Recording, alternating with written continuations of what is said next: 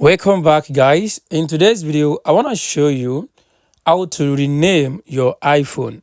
So did you just get your iPhone and you want to change the name to your own personal name? It's very simple to do that. The first thing I want you to do, I want you to come to your settings on your iPhone. As you can see, this is my settings on my iPhone. So once you come to your settings on your iPhone, what I want you to do next, I want you to scroll down and tap on general. So let's tap on general now. So once you tap on general, it will bring up another page for you. On this page, I want you to tap on about. The first thing here, it says about. So I want you to tap on that about.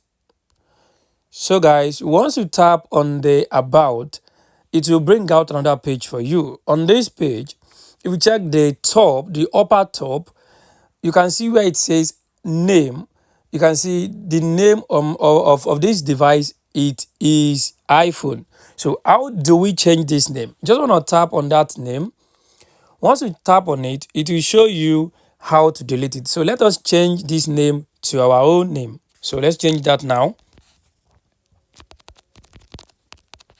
So once you put in the name you want to be using for your iPhone, you just want to tap on done.